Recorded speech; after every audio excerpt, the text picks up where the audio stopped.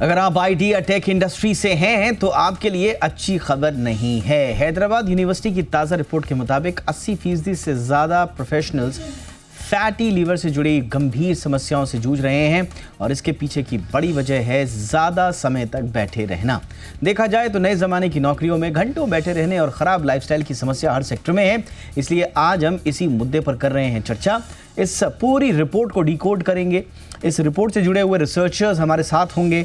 समझने की कोशिश करेंगे कि आईटी प्रोफेशनल्स हों या कोई भी ऐसा फील्ड सेक्टर जहां ज़्यादा घंटों बैठने की ज़रूरत होती है, ख़राब लाइफस्टाइल की आवश्यकता है, की मजबूरी हो जाती है, ऐसे में लीवर पर किस तरह के खतरे पैदा हो रहे हैं। मेरा नाम है दीपक डोभाल, आप देख रहे हैं आपकी खबर आपका फ़ायदा। फटाफट से लौट रहा हूँ इस रिपोर्ट के बाद खास मेहमानों के साथ।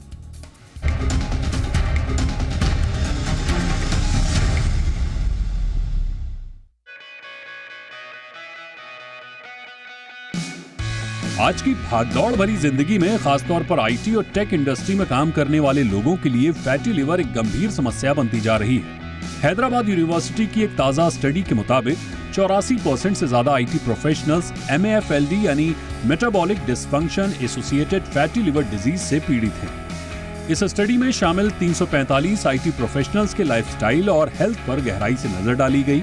रिपोर्ट में बताया गया कि फैटी लिवर की वजह लंबे समय तक एक ही जगह बैठकर काम करना, ज्यादा वर्क स्ट्रेस, अनियमित खान-पान और फास्ट फूड का सेवन और शारीरिक गतिविधि की कमी फैटी लिवर की सबसे बड़ी वजह बनकर सामने आई है। हैदराबाद यूनिवर्सिटी की स्टडी में पाया गया कि 71% आईटी कर्मचारियों को मोटापे की समस्या है। 34% लोगों में मेटाबॉलिक सिंड्रोम पाया गया, जो कि मोटापा, डायबिटीज और हाई ब्लड प्रेशर जैसी समस्याओं से जुड़ा हुआ है।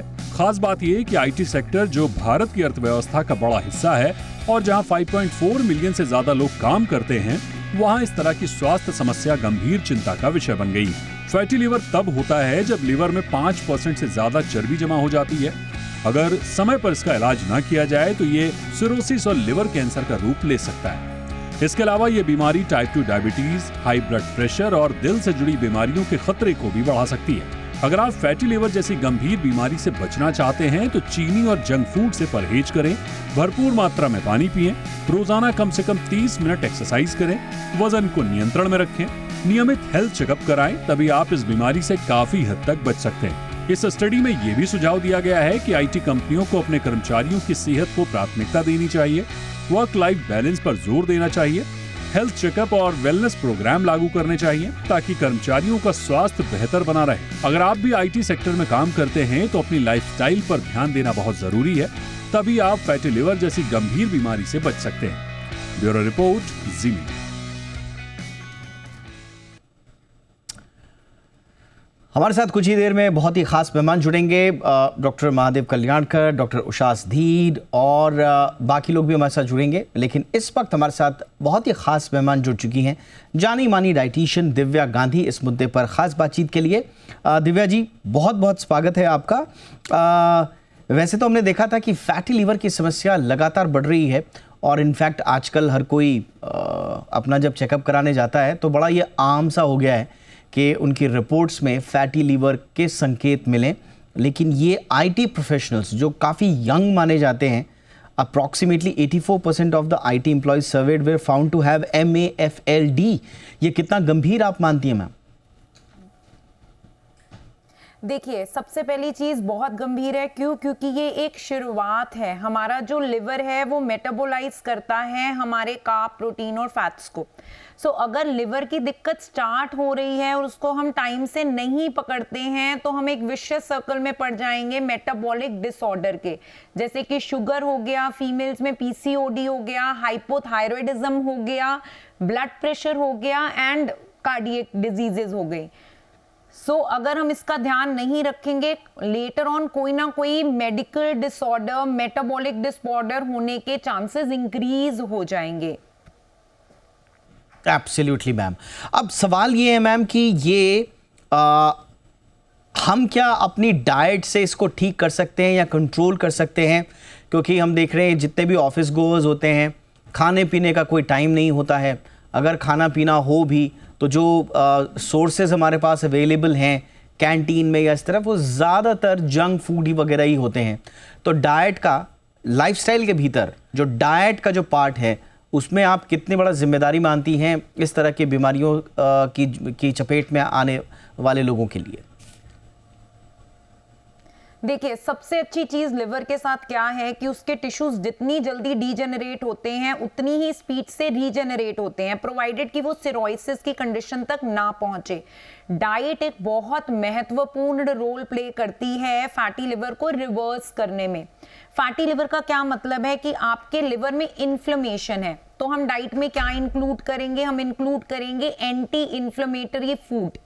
एंटी इन्फ्लेमेटरी फूड क्या होते हैं? Antioxidant rich food. जो भी खाना रेड, येलो या ग्रीन कलर का होता है that is high in antioxidant, जैसे कि पपाया हो गया, बेल पेपर्स हो गए, ग्रेप्स हो गए, ये सब एंटी इन्फ्लेमेटरी होते हैं बिकॉज हाई इन एंटीऑक्सीडेंट होते हैं।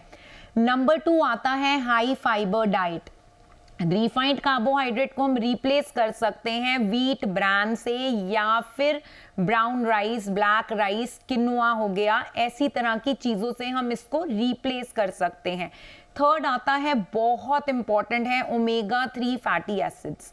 अगर आप रेगुलर बेसिस पे ओमेगा 3 फैटी एसिड्स अपनी डाइट में इंक्लूड करते हैं तो आपका जो बॉडी का इन्फ्लेमेशन है, स्पेशली लिवर इन्फ्लेमेशन एंड जिनको नीज में दिक्कत है, ये उनके लिए भी अच्छा है। अगर आप ओमेगा 3 रिच फूड लेते हैं, ओमेगा 3 किस में होता है? फैटी फिश में होता है।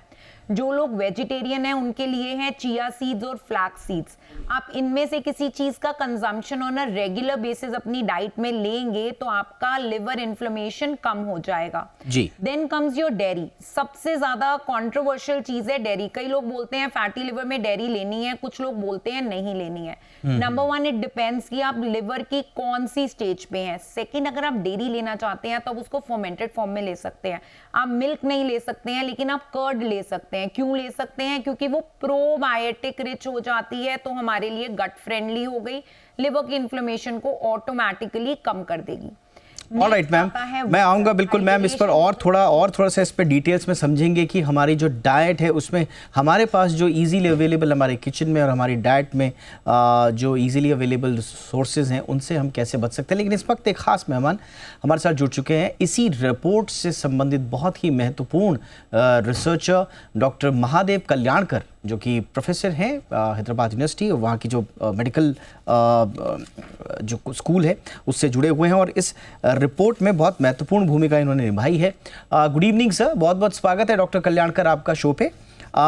थोड़ा सा हाइलाइट्स तो सर हमने बताए कि इसमें आपकी रिपोर्ट में कौन से इंपॉर्टेंट हाइलाइट्स हैं और चर्चा का विषय आपकी रिपोर्ट बनी हुई है। बहुत कॉम्प्रिहेंसिव रिपोर्ट है, डिटेल्ड एनालिसिस है इसमें। इसमें आप सिर्फ लाइफस्टाइल को ही, जो सीडेंटरी लाइफस्टाइल है या प्रोलॉन्ग्ड सिटिंग के जो वर्किंग आवर्स में हम मजबूरियां हो जाती हैं, उन्हीं को रिस्क फैक्टर मान रहे हैं इसके लिए, या कुछ और भी वजह हैं सर? थोड़ा डिटेल में प्रकाश डालिए इस रिपोर्ट पे। ऐसे तो अगर फैटी लिवर देखेंगे तो फैटी लिवर 2 तरह के होते हैं। एक तो शराब पीने से और दूसरी तरीके के लाइफस्टाइल की वजह से, अपना खाना पीना, अपना रहन सहन। तो इसलिए इसको इस लाइफस्टाइल डिजीज इसलिए बोलते हैं कि ये ऑक्यूपेशनल, आप कितनी देर बैठ रहे हो, कितना आप एक्सरसाइज कर रहे हो, किस तरीके का डाइट आप ले रहे हो और किस क्वांटिटी में ले रहे हो, किस टाइम पे ले रहे हो और कब सो रहे हो, कितनी देर सो रहे हो। तो ये सब बिहेवियरल रिस्क फैक्टर्स बोलते हैं हम इसको। और इसके साथ साथ मेटाबॉलिक रिस्क फैक्टर्स भी है, जैसे कि ब्लड प्रेशर है और हाई ग्लूकोज है, हाइपरग्लाइसीमिया बोलते हैं हम, और ओवरवेट है, जैसे कि अपना पेट का वेस्ट सरकमफ्रेंस बोलते हैं, सेंट्रल ओबेसिटी बोलते हैं हम लोग, उसके बढ़ने से। तो ये भी मेटाबॉलिक रिस्क फैक्टर्स बोलते हैं। उसके साथ साथ अगर लिवर में कुछ एंजाइम्स है जैसे कि ALT, वो एंजाइम्स के बढ़ने से भी एक्चुअली फैटी लिवर वगैरह आने की कोशिश है। तो मोस्टली इसको बिहेवियरल और मेटाबॉलिक फैक्टर्स, इसको रिस्क फैक्टर्स मिलाकर फैटी लिवर होता है। तो सेडेंटरी लाइफस्टाइल तो है ही है, उसके साथ साथ किस तरीके का लाइफस्टाइल है आपका, कितनी देर सो रहे हो आप, किस टाइम पे काम कर रहे हो आप, रात में कितनी नींद ले रहे हो आप। जैसे कि हमने ये IT वर्कर्स के ऊपर काम किया, ये लोगों का बिल्कुल रहन सहन थोड़ा अलग है दूसरे जो ऑक्यूपेशंस है। फॉर एग्जांपल, ये लोग डिफरेंट टाइम जोन्स पे काम करते हैं लोग, अ, जैसे यूरोपियन टाइम जोन्स पर या अमेरिकन टाइम जोन्स पर या अपने दूसरे एशियन कंट्रीज के टाइम जोन्स पर। सो इनके डिफरेंट शिफ्ट्स में होती है, इनके इनके जो काम करने का तरीका होता है, टाइमिंग्स होते हैं, तो डिफरेंट शिफ्ट्स में होते हैं। उसके वजह से उन लोगों का जो उनका सोना है, जो उनका उठना है, वो पूरा उसको उसको हम लोग सर्केडियन रिदम्स बोलते हैं, बायोलॉजिकल क्लॉक बोलते हैं हमारे साइंटिफिक वर्ड्स में। तो वो चेंज होने से क्या होता है कि मेटाबॉलिज्म भी चेंज होता है, क्योंकि मेटाबॉलिज्म एक ऐसी चीज है कि जैसे अब ब्रेकफास्ट करने का टाइम है, जी। या अब लंच करने का टाइम है, या डिनर करने का टाइम है, कुछ हार्मोन्स उसी टाइम पे सिक्रेट होती है टाइम के हिसाब से। जैसे आपका खाने का स्टाइल टाइमिंग चेंज हो गया तो हार्मोन्स का डिस्टरबेंस भी होता है। उसके डिस्टरबेंस होने से भी मेटाबॉलिज्म में इफेक्ट पड़ता है। मेटाबॉलिज्म के इफेक्ट होने से अब जैसा डाइजेशन प्रॉपर नहीं होना, या ग्लूकोज ब्लड में ज्यादा वक्त तक रहना, तो Absolutely. ये इस तरीके के प्रॉब्लम शुरू होते हैं।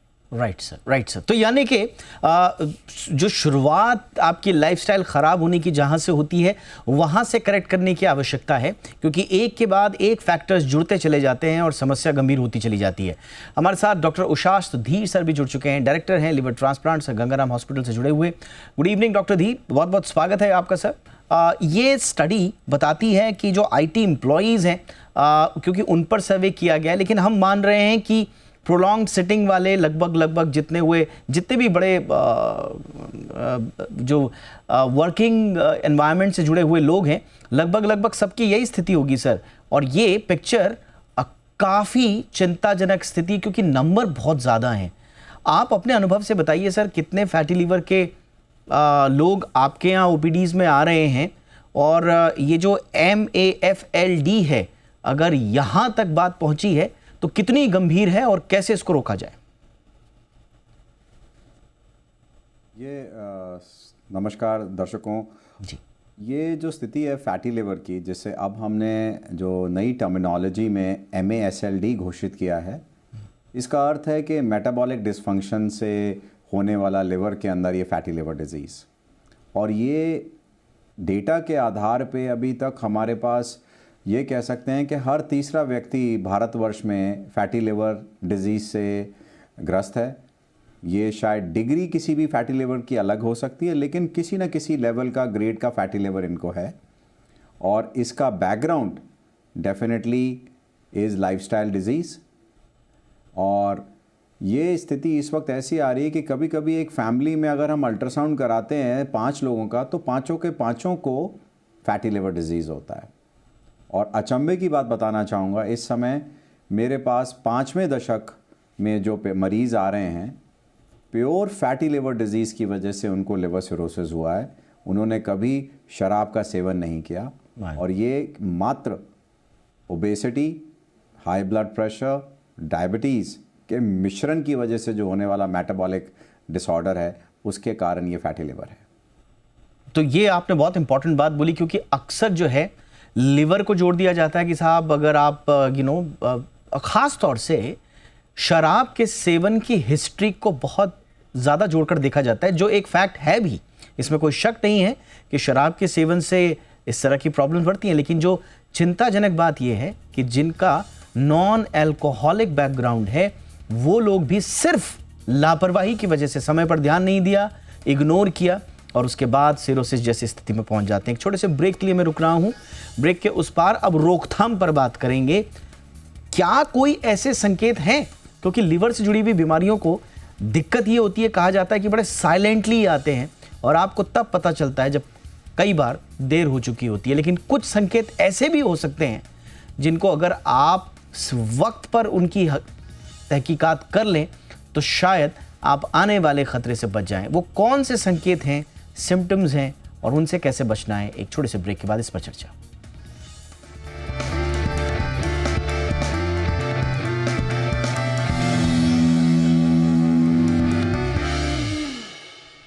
ब्रेक के बाद आपका स्वागत है।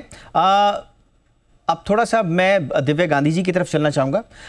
दिव्या जी, बहुत सारी चीज़ों का सम्मिश्रण है जिसकी परिणति हम FALD या फैटी लीवर के रूप में देखते हैं, लेकिन अब क्योंकि आपसे हमारी बातचीत डाइट को लेकर हो रही थी, क्या डाइट में कुछ इंपॉर्टेंट चीज़ जिसमें हाइड्रेशन वगैरह भी आप कई बार हमें कहती हैं कि पानी लगातार पीते रहना चाहिए ताकि जो साइड इफ़ेक्ट्स हैं दूसरे जंक फूड्स वगैरह के भी अगर आपको खाने भी पड़ रहे हैं, तो क्या पानी समय पर खाना, एक अंतराल में खाना, क्या किस तरह की डाइट हो और डाइट का नेचर क्या हो और किस वक्त पर डाइट है, ये भी क्या इंपॉर्टेंस रखता है इन सब चीज़ों में मैम? जी, सबसे ज़्यादा ज़रूरी तो टाइम ही होता है। जैसे कि सर ने बिल्कुल सही बोला कि हर हार्मोन के सिक्रीशन का एक टाइम होता है। जैसे कि रात के टाइम मेलाटोनिन प्रोड्यूस होता है, मॉर्निंग में जब हम उठते हैं तो बॉडी इंसुलिन प्रोड्यूस करती है। अगर रात को बहुत लेट खाना खाते हैं तो बॉडी इंसुलिन सेंसिटिविटी शो करती है। तो अगर हम सनसेट से जितना दूर खाना खाएंगे हमारा मेटाबॉलिज्म उतना ज़्यादा स्लो होता जाएगा। आप जितना सनसेट के पास खाना खाएंगे आपका बॉडी उतने अच्छे से उस खाने को डाइजेस्ट करेगी, नंबर 1। नंबर 2, जो हमारा क्लॉक होना चाहिए वो सेम होना चाहिए। ये नहीं कि आज मैं डिनर 7 बजे कर रही हूँ, कल मैं डिनर 9 बजे कर रही हूँ, फिर परसों मैं डिनर 6 बजे कर रही हूँ। आपको जो आपका मील टाइम रखना है वो हमेशा सेम रखना है। Having said that, because professionals they get free very late, तो उनको एक कल्चर अपनाना चाहिए अपना खाना कैरी करने का। अगर वो डिनर के टाइम तक घर नहीं पहुंचते हैं और उनका डिनर रात के 10:30 11 बजे हो रहा है, तो सबसे पहली चीज उन्हें क्या रखनी है कि उनको अपना डिनर साथ में कैरी करना चाहिए, वो उनके लिए अच्छा है। सेकेंड चीज आती है हाइड्रेशन की। बात करिए आपने दीपक, हाइड्रेशन सबसे ज्यादा जरूरी है। आप कितने भी डिटॉक्सिफिकेशन ड्रिंक ले लीजिए, जो काम पानी करता है वो पानी ही करेगा। दिन का एटलीस्ट 11 से 13 ग्लास पानी बहुत जरूरी है बॉडी के लिए। इस हाइड्रेशन में एनर्जी ड्रिंक्स या शुगरी ड्रिंक्स नहीं आएंगे, क्योंकि एनर्जी ड्रिंक्स जो हैं they are loaded with calories. Sugary drinks जैसे आजकल लोग जूस पी लेते हैं, वो भी बहुत हाई कैलोरिक ड्रिंक है जो हमारी बॉडी को हाइड्रेट नहीं करता। अगेन एनर्जी ड्रिंक्स में कैफीन होता है, वो डिहाइड्रेट करेगा, it will not hydrate you. पानी पीजिए, ज्यादा से ज्यादा आप पीना चाहते हैं आप कोकोनट वाटर का कंजम्पशन कर सकते हैं। कोकोनट वाटर में शुगर होता है, 200 ml से ज्यादा फ्रेश कोकोनट वाटर से ज्यादा हम नहीं लेंगे।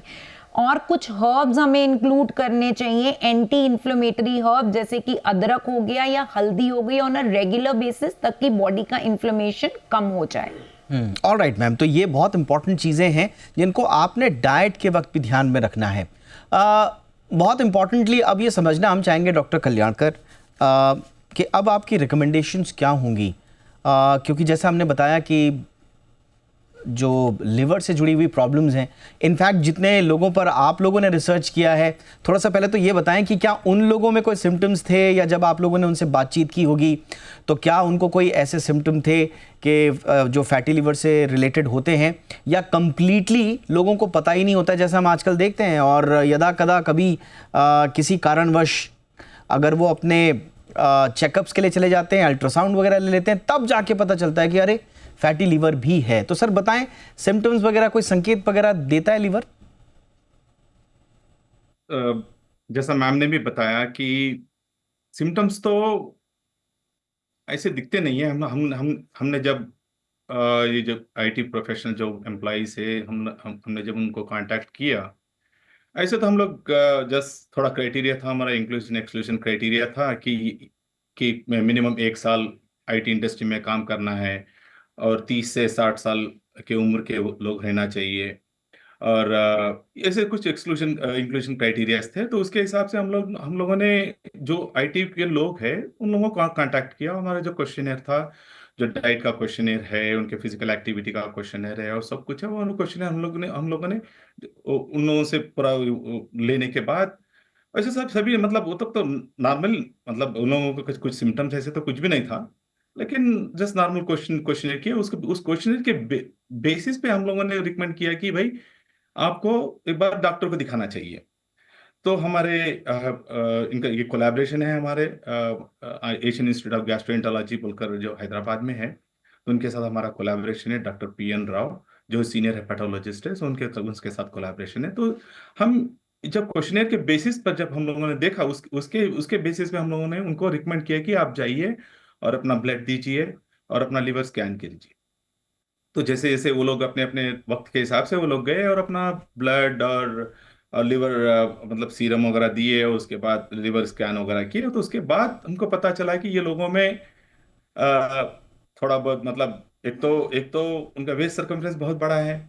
जैसे आदमियों में 90 सेंटीमीटर से ज्यादा है, और वुमेन में 80 सेंटीमीटर से ज्यादा है, और उनका बीएमआई ज्यादा है, और उनका फास्टिंग ग्लूकोज ज्यादा है, और उनका कोलेस्ट्रॉल ज्यादा है, और उनका ट्राइग्लिसराइड्स बोलते हैं हम लोग, वो भी ज्यादा है, और उनका इंसुलिन लेवल्स ज्यादा है, हाइपर इंसुलिनीमिया बोलते हैं हम लोग, वो भी लेवल्स ज्यादा है।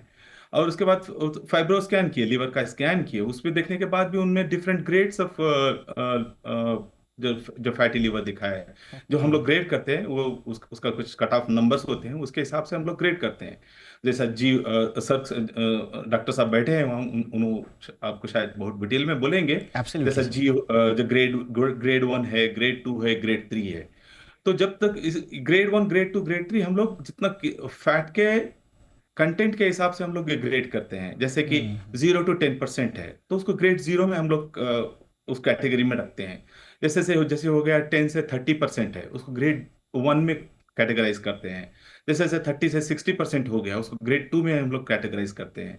और जैसे 60% से ऊपर होगा, उसको ग्रेड 3 में हम लोग कैटेगराइज करते हैं। तो Right, यहाँ sir. तक तो ठीक है, यहाँ तक तो ठीक है, फैट है, ये रिवर्स किया जा सकता है। जैसे कि मैडम ने बताया कि किस तरीके का डाइट लेना है, वो डाइट के हिसाब से और एक्सरसाइज के हिसाब से, तो ये यहाँ से तो आप लोग रिवर्स कर सकते हो।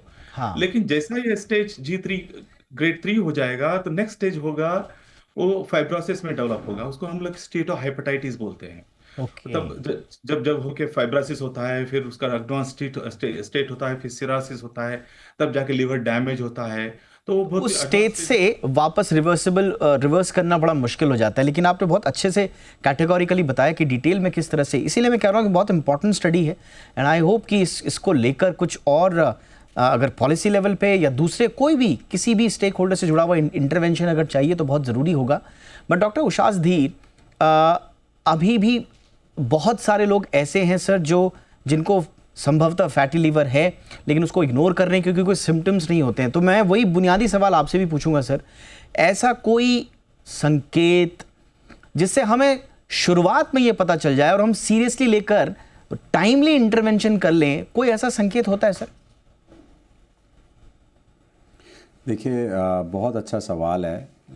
असल में क्या है, हम अपने कार्य की व्यस्तता में अपनी बॉडी को सुनना भूल जाते हैं। जैसा अभी मैडम ने बोला कि 15-20 गिलास पानी पिएं, वो इसलिए कह रही हैं कि हम अपनी भूख और प्यास को नहीं समझते। वैसे ही लिवर हमारी बॉडी में 550 फंक्शन करता है, हर लम्हा हर मिनट।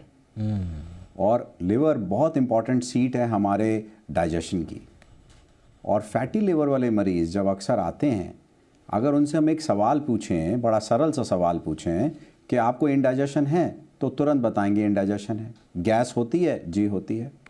पेट फूलता है? तो ये साधारण से लक्षण जो हैं, जो हम आम भाषा के अंदर गैस पे दोष लगा देते हैं, वो फैटी लिवर को दर्शा सकते हैं। वो बता सकते हैं कि लिवर जो है पर्याप्त मात्रा में काम नहीं कर रहा, तभी हमारा डाइजेशन ठीक नहीं है, गैस बन रही है। एनर्जी लेवल्स का डाउन होना, व्यक्ति सुबह उठेगा और लगेगा कि जी मैं बिल्कुल फ्रेश नहीं हूँ।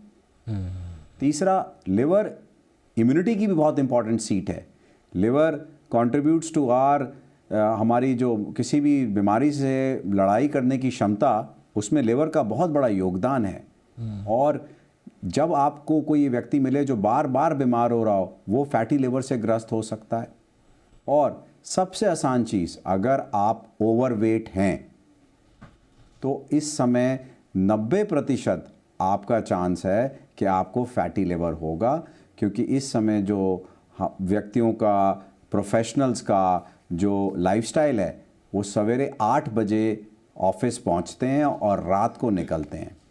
करेक्ट। तो ये 90% हमें गारंटी देता है कि इनको फैटी लिवर होगा। परंतु जैसा भी डॉक्टर साहब ने बताया, हमें इस स्टेप के आगे अपना रेगुलर हेल्थ चेकअप बहुत ज़रूरी है, क्योंकि एक लेवल तक as we know fatty liver हमारे लिवर के स्ट्रक्चर में डैमेज नहीं करता, लेकिन उसके बाद ये फैट हमारे लिवर सेल्स के अंदर स्वेलिंग करने लगती है और एक स्टेज लाने लगती है जिसे हम फाइब्रोसिस बोलते हैं। और ये फाइब्रोसिस की जो स्टेजेस होती है, stage 4 fibrosis is called cirrhosis, जहाँ पे 100% इरिवर्सिबिलिटी हो जाती है। एब्सोल्यूट। इस चीज़ के लिए हमारे को जो सबसे इम्पॉर्टेंट इस समय टूल अवेलेबल है वो है फाइब्रोस्कैन, बिकॉज वो फैट और फाइब्रोसिस दोनों को एक ही टाइम में हमें बताता है कितना फैटी लिवर है ऑब्जेक्टिवली और कितना लेवल ऑफ फाइब्रोसिस है। एब्सोल्युटली। तो देखिए, मैं तो बोलूँगा कि फैब्रोसिस या सिरोसिस जैसी स्टेज तक आने ही ना दिया जाए। किसी किन्हीं कारणों से, चाहे वो वर्क लाइफस्टाइल है, चाहे वो आपका हाइजीन जो डाइट स्टाइल है, जिस भी वजह से आपके फैटी लीवर है, आपके फैट में, आपके लिवर में फैट जा रहा है, किसी भी वजह से जा रहा है, टाइमली इंटरवेंशन से, टाइमली स्क्रीनिंग से, regular health screening, physical activity programmes, nutritional guidance, stress management, sleep hygiene, जो भी आपको करना है कीजिए, लेकिन उसको थाम लीजिए ताकि उस स्टेज तक ना जाए जिसमें डॉक्टर साहब ने कहा कि 100% इरिवर्सिबल स्टेज हो जाती है। उम्मीद करते हैं कि आज के कार्यक्रम के बाद आपको अपने लिवर से जुड़ी हुई महत्वपूर्ण जानकारियां हासिल हुई होंगी। बहुत बहुत बधाई देंगे हम पूरी टीम को जिन लोगों ने ये रिसर्च की है। उनके बहाने कम से कम फैटी लिवर पर और लोगों की जागरूकता बढ़ रही है। डॉक्टर महादेव कल्याणकर, आपकी पूरी टीम को बहुत बहुत बधाई सर। बहुत बहुत धन्यवाद वक्त निकालने के लिए। डॉक्टर उषास धीर, बहुत बहुत शुक्रिया सर। बहुत अच्छी भाषा में आपने, बहुत आसान भाषा में हमको समझाया इसके क्या क्या दिक्कतें हो सकती हैं। और दिव्या गांधी जी, हमेशा की तरह आकर बहुत आसान नुस्खे बताने के लिए बहुत बहुत शुक्रिया मैम आपका। शो में इतना ही। आप सब अपना ख्याल रखिए, इजाज़त दीजिए, नमस्कार।